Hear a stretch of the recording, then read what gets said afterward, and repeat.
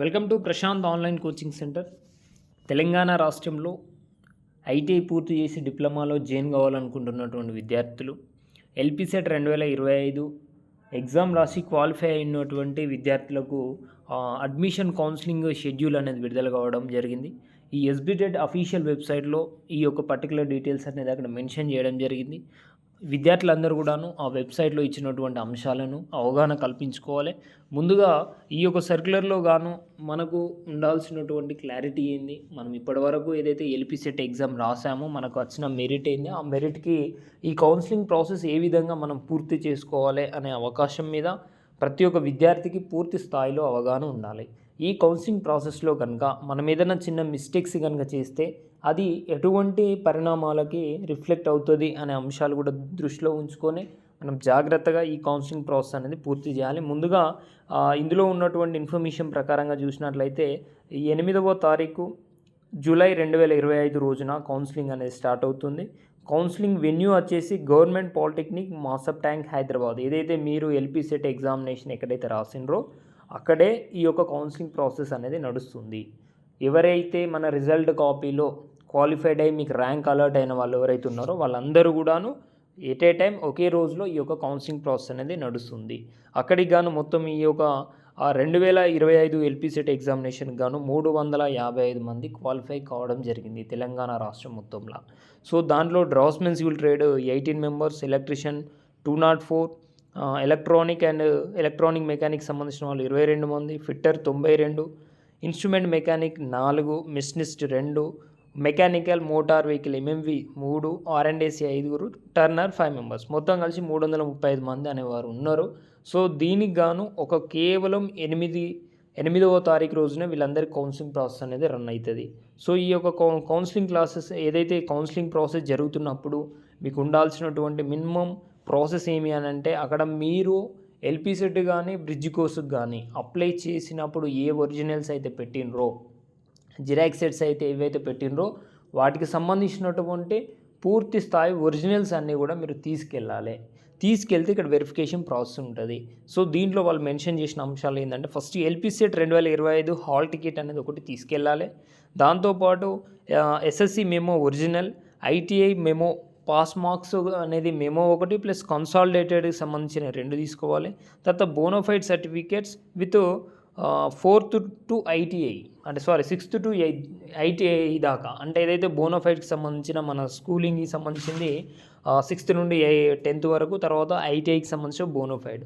దాంతోపాటుగా వచ్చేసి caste certificate సరే ఒక 3 years లోపు ఏది ఉన్నా పర్వాలేదు, కానీ ఇన్కమ్ సర్టిఫికేట్ మాత్రం 2025 జనవరి 1వ తారీఖు తర్వాత ఇష్యూ అయినటువంటి ఈ యొక్క ఇన్కమ్ సర్టిఫికేట్ తీసుకునే ప్రయత్నం చేయండి. తర్వాత రెసిడెన్షియల్ సర్టిఫికేట్ ఎవరైతే మనకు మధ్యలో ఈ రెసిడెన్షియల్ సర్టిఫికేట్ అనేది ఎట్లా కన్సిడరేషన్ అవుతుంది అంటే, ఎవరికన్నా గ్యాప్స్ కనుక ఉంటే లోకల్ నాన్ లోకల్ కింద కన్సిడర్ చేసుకోవడానికి అవకాశం ఉంటుంది. దాంతోపాటుగా ఎవరైతే ఓపెన్ కేటగిరీలో ఉండి అంటే ఓసీ కేటగిరీలో ఉన్న వాళ్ళకు వాళ్ళ క్యాస్ట్ సర్టిఫికేట్ కింద ఈడబ్ల్యూఎస్ ఏమైనా అప్లికేబుల్ ఉంటే వాళ్ళు అది చూసుకోవాలి. దాంతోపాటుగా ఎవరికైనా ఎన్సీసీ కానీ ఇంకేమైనా పీడబ్ల్యూ సర్టిఫికేట్స్ కానీ ఇంకేది ఉన్నా పెట్టుకోండి. దాంతోపాటుగా ఎంప్లాయీస్ ఎవరైతే ఉన్నారో, ఏదైనా ఎంప్లాయీస్ కనుక చేస్తున్నట్లయితే వాళ్ళు లాంగ్ లీవ్ పెట్టుకోవడమా, లేకుంటే డిపార్ట్మెంటల్ పర్మిషన్స్ కనుక తీసుకుంటే ఎన్ఓసి నో ఆబ్జెక్షన్ సర్టిఫికేట్ అనేది వాళ్ళు సబ్మిట్ చేయాలి. ఇవన్నిటితో పాటుగా ఎస్సీ ఎస్టీలు 150 రూపాయలు, 300 రూపాయలు, అదర్స్ అయితే బీసీ వాళ్ళు కానీ జనరల్ వాళ్ళందరూ కూడా 300 రూపాయలు కౌన్సిలింగ్ ఫీజు అక్కడ పే చేయాలి. సో దీంట్లో ఈ అంశాలు ఈ విధంగా ఉండగా మన ఐటీఐ విద్యార్థులకు మినిమం తెలవాల్సినటువంటి అంశం ఏంటంటే, మన ఐటీఐ చేసిన ప్రతి ఒక్క పిల్లగానికి కూడాను మినిమం 26 కంటే తక్కువ ఏజ్ ఉన్నటువంటి వాళ్ళందరికీ కూడా రీఎంబర్స్మెంట్ క్లెయిమ్ అవుతుంది. సో మీరు ఈ ప్రాసెస్లో భాగంగా ఫస్ట్ మీరు డాక్యుమెంట్స్ అన్నీ కూడా వెరిఫై చేపిస్తారు. వెరిఫై చేయించిన తర్వాత వాళ్ళు ఒక స్లిప్ ఇచ్చి, బాబు నీకు ఏ కాలేజీలో అడ్మిషన్ కావాలో ఆ కాలేజ్ నేము ప్లస్ ఏ బ్రాంచో నీకు రాసి ఇవ్వండి అని చెప్తారు. సో అప్పుడు నువ్వు రాసి ఇచ్చినటువంటి దాంట్లో ఫస్ట్ మీరు ఇండికేటెడ్గా పెట్టుకోవాల్సిన అంశం ఏంటంటే, నీకు వచ్చిన ర్యాంక్ ఎంత, ఆ ర్యాంక్లో అంటే ఈ సీట్ మ్యాట్రిక్స్ అనే అంశం ఒకసారి ప్రతి ఒక్క విద్యార్థికి అర్థం కావాలి. ఏదైతే ఫస్ట్ ఇయర్లో మన గవర్నమెంట్ పాలిటెక్నిక్ ఆర్ ప్రైవేట్ కాలేజీలో ఫస్ట్ ఇయర్లో 60 మంది జాయిన్ అయితే దాంట్లో 10% రిజర్వేషన్ ఏదైతే ఐవీసీ అడ్మిషన్ కానీ ఎల్పీ సెట్ అడ్మిషన్ కానీ 10% ఉంటుంది. ఐవీసీ వాళ్ళు మిగిలిపోయినాక ఉన్నటువంటి సీట్లకు మాత్రమే ఎల్పీ సెట్ వాళ్ళని తీసుకుంటారు. ఈ ఇష్యూలో చూసుకుంటే ప్రతి కాలేజ్ నందు కేవలం ఒక 6 నుండి 7 సీట్లు, ఓ 10 సీట్ల వరకు మాత్రమే ఉంటుంది. 60 మంది అంటే 10%లో 6 సీట్లు అన్నట్టు. సో దీన్ని దృష్టిలో ఉంచుకొని మీరందరూ కూడాను మీకు సూటబుల్గా ఉన్నటువంటి మీ లొకేటెడ్ ఏరియాలో ఉన్నటువంటి గవర్నమెంట్ కానీ ప్రైవేట్ కానీ పెట్టండి.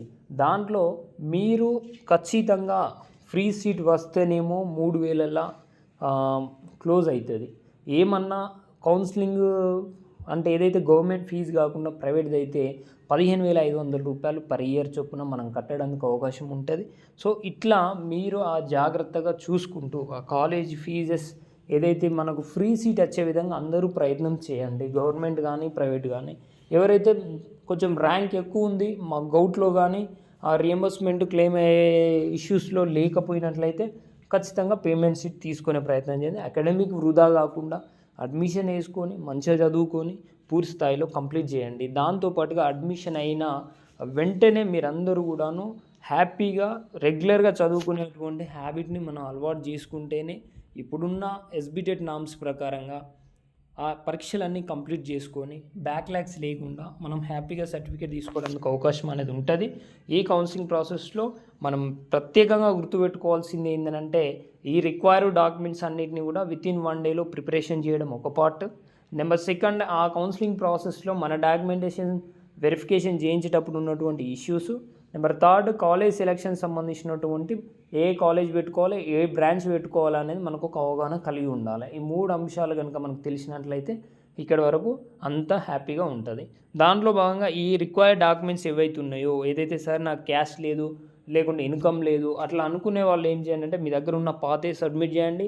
ఇమీడియట్గా ఏదైతే మీ సేవలో కానివ్వండి మీకు సంబంధిత ఎన్రోల్మెంట్ ప్రాసెస్లో మేము అప్లై చేసినాము దానికి సంబంధిత రిసిప్ట్ ఇది వితిన్ 1 వీక్లో వస్తుంది, మేము జాయినింగ్ టైంలో సబ్మిట్ చేస్తాము అనేసి రిమార్క్స్లో రాయించుకునే ప్రయత్నం చేయండి.